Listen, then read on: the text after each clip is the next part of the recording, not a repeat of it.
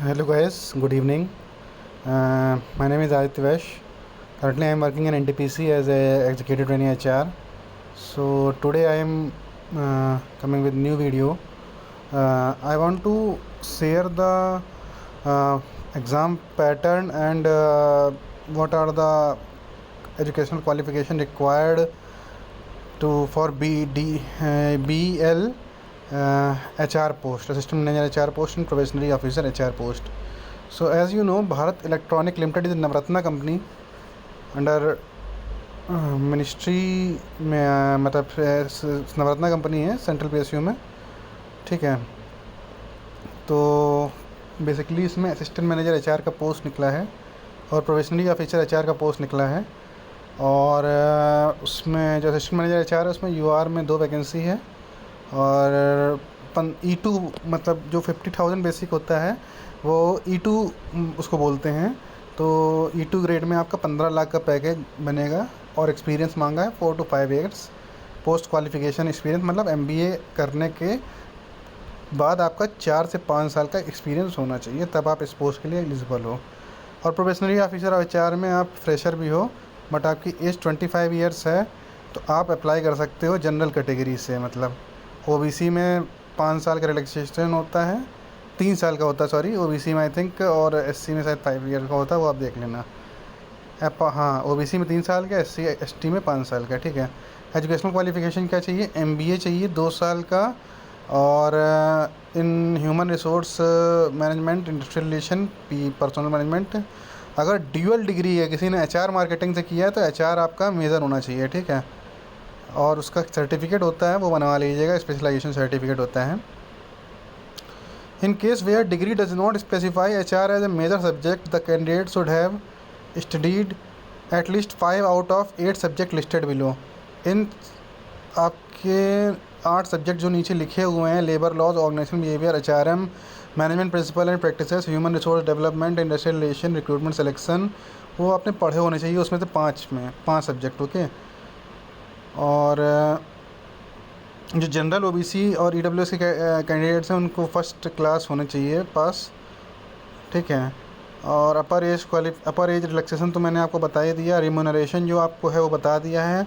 Assistant manager HR में E2 grade का होगा। मतलब इसमें अब देखिए, मेरी कंपनी जो NTPC है वो E2 में 50,000 देती है, लेकिन यहाँ E3 में 50,000 है, तो ये ग्रेड का फ़र्क आ जाता है। वहाँ E1 30,000 से शुरू होगा। ठीक है, तो वो 50,000 बेसिक में आपका 50 लाख का पैकेज बनेगा इसमें।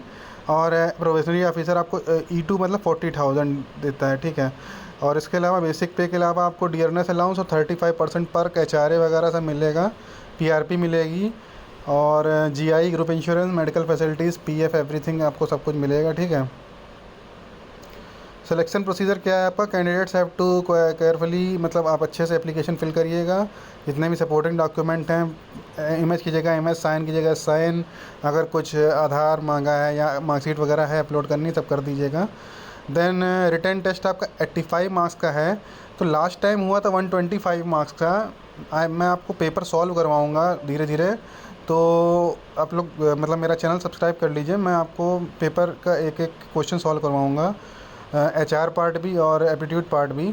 तो 125 क्वेश्चन आए थे। ठीक है, इसमें 100 क्वेश्चन HR के थे और 25 क्वेश्चन आपके एप्टीट्यूड के थे।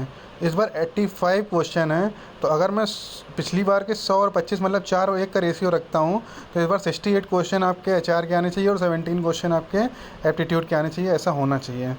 बाकी अब क्या चेंज होता है मैं आपको लास्ट ट्रेंड के हिसाब से बता रहा हूँ। उसके बाद जो आपका मतलब जो आपका ये वाला पोस्ट है प्रोफेशनली ऑफिसर वाला, इसमें आपको जो स्टूडेंट कॉल किए जाएंगे इंटरव्यू के लिए 1:5 में कॉल किए जाएंगे, और जो असिस्टेंट मैनेजर वाला पोस्ट है वो 1:7 में कॉल किए जाएंगे। मतलब अगर आपका टोटल कितना पोस्ट है, इसमें 5 पोस्ट है, तो 5 5 5 25 लोग कॉल किए जाएंगे प्रोफेशनली ऑफिसर HR की पोस्ट के लिए। ओके, तो वैसा ही इसमें लिखा है। और द मिनिमम क्वालिफाइंग मार्क्स 35% होने चाहिए general W O B C के लिए, और 30% SC ST कैंडिडेट्स के लिए, both written and interview separately. और दोनों का लिखा है 30% लिखे, मतलब अगर 85 है तो 85 का 35% आपके रिटर्न में आने चाहिए, और मान लीजिए अगर 100 में स्कोर होता है तो 15 के 30% मतलब 4.5 मार्क्स जो हैं आपके आने चाहिए इंटरव्यू में। ठीक है, हाउ टू अप्लाई ये तो आप देख लीजिएगा वेबसाइट पे जाके, सारी डिसिप्लिन का अलग अलग उसमें दिया हुआ है, वो आप आराम से देख लोगे। SBI से फ़ीस जमा होनी है, आई थिंक 500 रुपीज़ का है, नहीं 600 प्लस 18 प्लस GST, मतलब 708 रुपये समथिंग, 18 छक्का 700 समथिंग फ़ीस जमा होगी आपकी। और ये इसका डिटेल है, और 30 अक्टूबर लास्ट डेट है। ठीक है, और मेरे ख्याल से दिसंबर तक इसका एग्ज़ाम भी हो जाएगा, तो अच्छे से प्रिपरेशन करिए। और मैं आपको एक एक क्वेश्चन सॉल्व करवाऊँगा एग्ज़ाम का, लास्ट ईयर का, लास्ट टाइम का जो है। तो अगर आप चैनल को सब्सक्राइब कर लेंगे तो काफ़ी अच्छा रहेगा। बेसिकली मिनिस्ट्री ऑफ डिफेंस में आती है, तो जितनी मिनिस्ट्री ऑफ डिफेंस की कंपनियां हैं तो काफ़ी अच्छी होती हैं, लाइक HAL वगैरह भी, अभी महारत्ना हो गई है, हिंदुस्तान एरोनॉटिक्स लिमिटेड, तो वो भी अच्छी कंपनी है, तो आपका ग्रोथ वगैरह अच्छा रहेगा। बट एक चीज़ वही है कि आप स्टार्ट कर सकते हैं, क्योंकि अब मैं यही देख रहा हूँ कि E2 में इसमें 40,000 बेसिक में दे रहे हैं, जबकि E2 में हर 50,000 बेसिक तो होते ही है मोस्ट ऑफ द कंपनीज में। तो ये थोड़ा सा मैंने अभी देखा। ठीक है, तो 85 क्वेश्चंस आएंगे। ठीक है, all the best to all of you, prepare well हैं, थैंक यू।